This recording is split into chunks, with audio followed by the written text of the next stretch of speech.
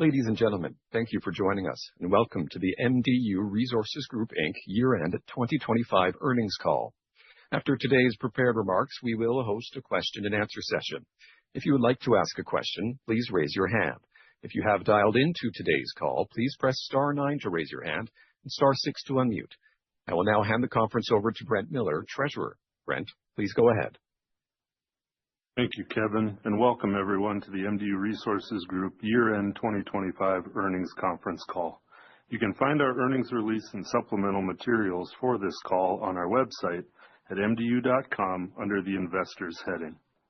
Leading today's call are Nicole Kivisto, President and Chief Executive Officer, and Jason Vollmer, Chief Financial Officer of MDU Resources Group. During today's call, we will make certain forward-looking statements within the meaning of the federal securities laws. For more information about the risks and uncertainties that could cause our actual results to vary from any forward-looking statements, please refer to our most recent SEC filings. I will now turn the call over to Nicole for her remarks. Nicole? Thank you, Brent, and thank you everyone for joining us today and for your continued interest in MDU Resources. 2025 was our first full year as a pure-play regulated energy delivery business, and I am extremely proud of our team's performance. This morning, we reported 2025 earnings of $190.4 million, or 93 cents per share, which was in the middle of our earnings per share guidance range. In 2025, we deployed $792 million of capital, advancing key projects. We made meaningful progress on the regulatory front and delivered record results at our pipeline business. In addition, our utility experienced combined retail customer growth of 1.5% when compared to 2024, which is within our targeted annual growth rate of 1% to 2%. Included in our $792 million of capital investment was the 49% ownership interest in Badger Wind Farm, which was acquired and placed in service on December 31st, 2025. This project, along with other capital investment placed in service at our utility, resulted in utility rate base growing 16% year over year. Our 2026 through 2030 capital investment plan released last November had included the acquisition of Badger Wind in 2026, with the expectation that final payment would occur in 2026. We were excited to close the transaction earlier than planned and add our ownership share of this cost-effective energy resource to our diversified generation portfolio. As such, we have revised our 2026 through 2030 capital investment plan to $3.1 billion, which is reflected in the table in our earnings release. As I mentioned, 2025 was an active year on the regulatory front, which not only was a benefit to 2025 results, but should also set us up for future growth as we continue to execute on our capital investment plans. We filed for recovery of the Badger Wind Farm investment in North Dakota through an updated renewable resource cost adjustment on October 31st, 2025. The North Dakota Public Service Commission approved the cost adjustment on January 26th of this year. We also filed an out-of-period update in South Dakota to the infrastructure rider on October 31st, 2025, reflecting recovery of the Badger Wind Farm. We filed an electric general rate case in Montana on September 30th, 2025, which also included recovery of Badger Wind Farm, along with other investments made since our last regulatory proceeding in 2023, as well as increased operating costs. The Montana Public Service Commission has 9 months to rule on the case. We had requested interim rates to be effective January 1st of 2026. However, the Montana PSC denied the interim rate relief. We subsequently filed a request for reconsideration of interim rates on December 26th last year. The request for reconsideration went before the Montana PSC on February 3rd. However, no action was taken. In our Wyoming electric case, a settlement agreement was filed with an annual increase of $5.8 million in a stipulation to withdraw the requested reliability and safety rider. Rates are anticipated to be effective April 1st, 2026. The The final item I would like to comment on regarding the electric side of the business would be on the filings of our wildfire mitigation plans in the states of North Dakota, Montana, and Wyoming, and those were filed late in December. On the gas side of the business, our natural gas general rate case settlement agreement in Idaho was approved on December 30th for an annual increase of $13 million, with rates effective January 1st, 2026.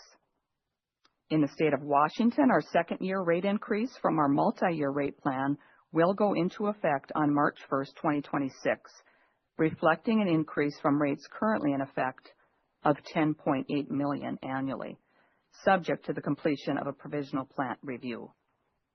We also did file a general rate case in Oregon on November 25th, 2025, with rates anticipated to be effective October 31st, 2026. Moving on to the data center front, we currently have 580 megawatts of data center load under signed electric service agreements. Of that total, 180 megawatts have been online since May of 2023, with an additional 100 megawatts ramping online currently, an additional 150 megawatts expected online later this year, and the remaining 150 expected online in 2027. Our current approach to serve these large customer opportunities is with a capital-light business model, which not only benefits our earnings and returns, but also provides cost savings to our other retail customers through a lower transmission allocation and margin sharing. We continue to pursue additional discussions with potential data center customers. Should these discussions progress to signed agreements, we would consider investing capital into new generation, transmission, and related assets to serve the increased load. Aside from data center load, we also continue to evaluate other potential capital projects related to safely and reliably meeting existing customer demand, as well as grid resiliency. At our pipeline segment, we continue to make progress on required surveys for our Line Section 32 expansion project, which will provide natural gas transportation service to electric generation facility being constructed in northwest North Dakota. We anticipate filing our FERC application in March of this year for this project and are targeting construction to be complete in late 2028.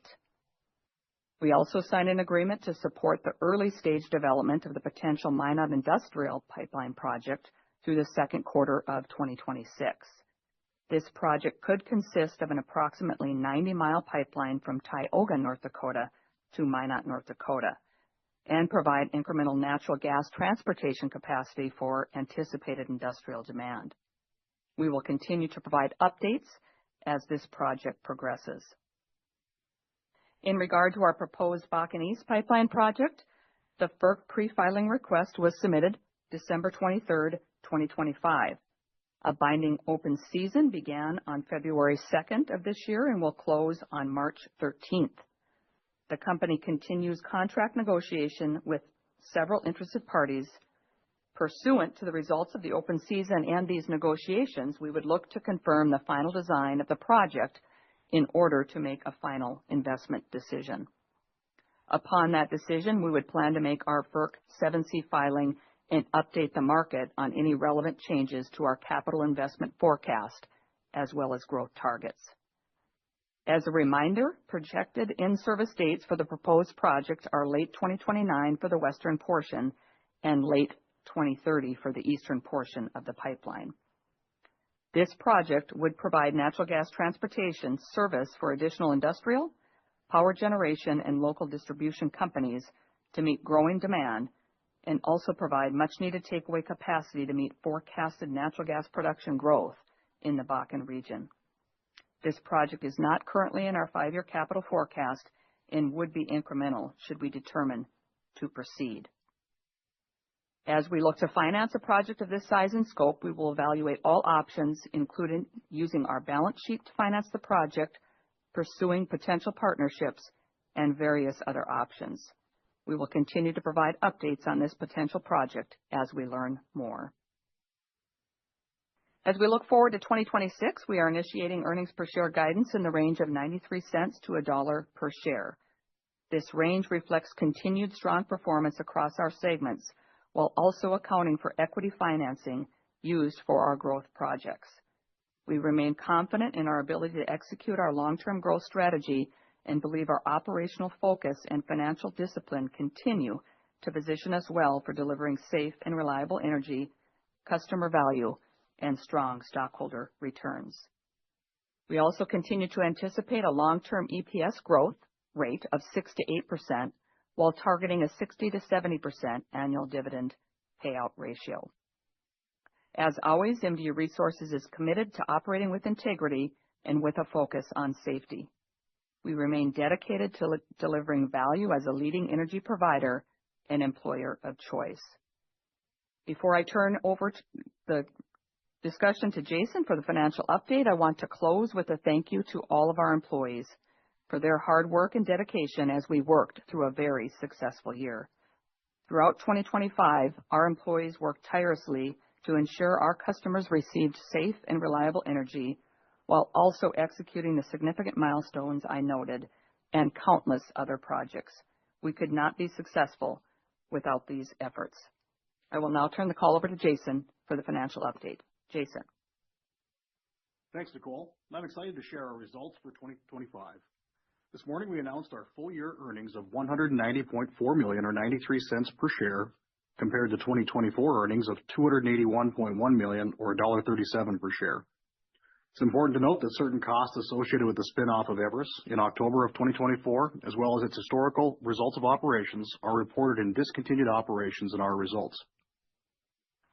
2025 income from continuing operations was $191.4 million, or 93 cents per share diluted, compared to $181.1 million, or 88 cents per diluted share in 2024. As we turn to our individual segments, our electric utility reported earnings of $64.9 million compared to $74.8 million in 2024.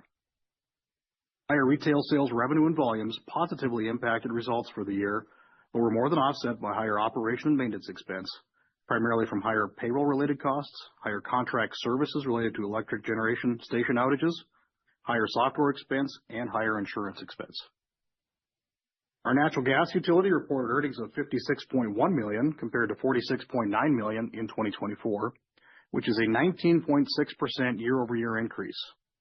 This increase was driven primarily by higher retail sales revenue, largely from rate relief across multiple jurisdictions, including Washington, Montana, South Dakota, and Wyoming. Higher operation and maintenance expense, primarily higher insurance, payroll-related costs, and software expenses, partially offset the increase. Our pipeline business posted record earnings of $68.2 million in 2025, which compares to $68 million last year.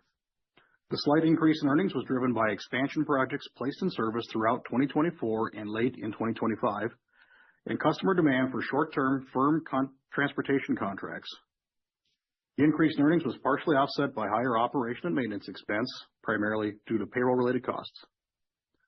The increase was further offset by the absence of proceeds received in 2024 from a customer settlement, as well as the absence of a benefit from an adjustment related to a rate change in the company's effective state income tax rate, which together totaled about a $2.7 million benefit in 2024.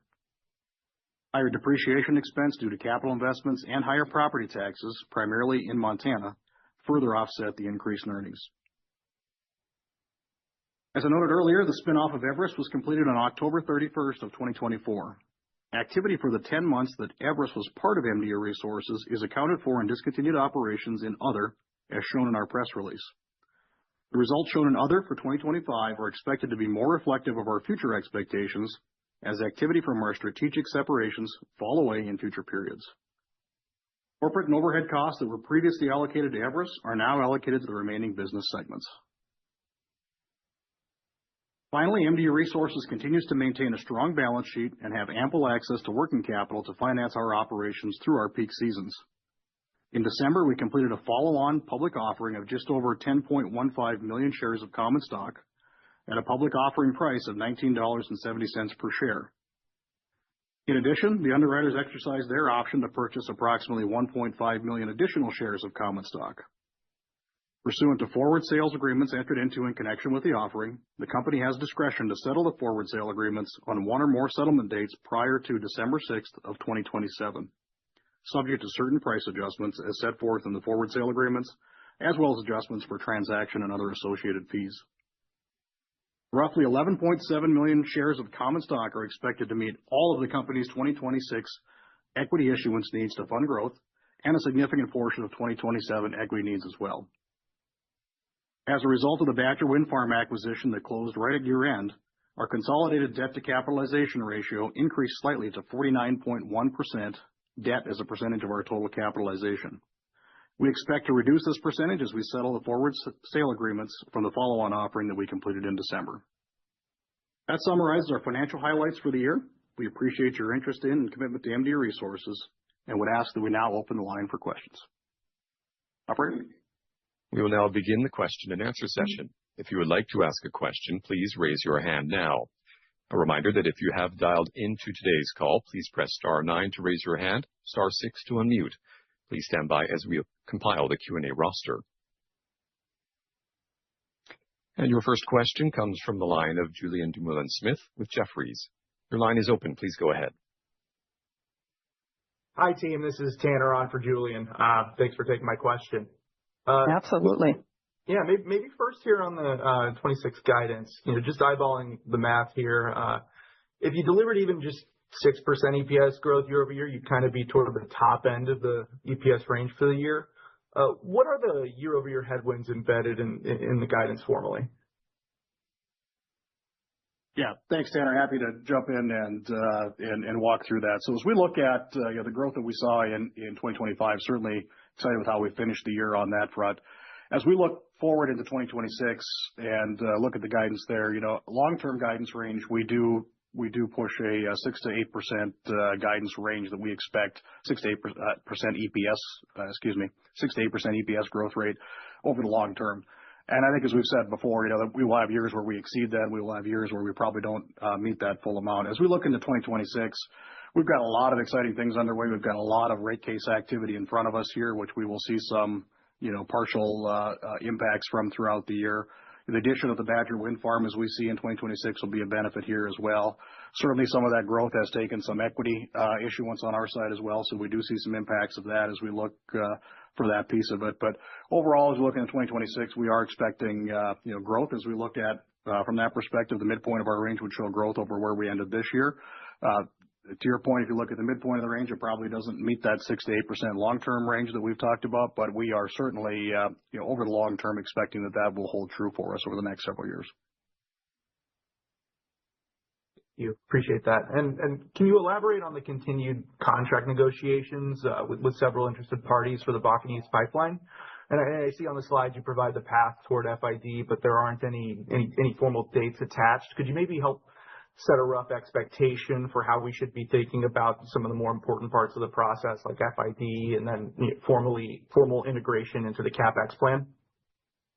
Yeah, absolutely. So kind of what I hear you asking is how do we articulate next steps as it relates to Bakken East? And as we disclosed in the script and otherwise, we've got the open season out publicly right now. So that goes through March 13th or mid-March.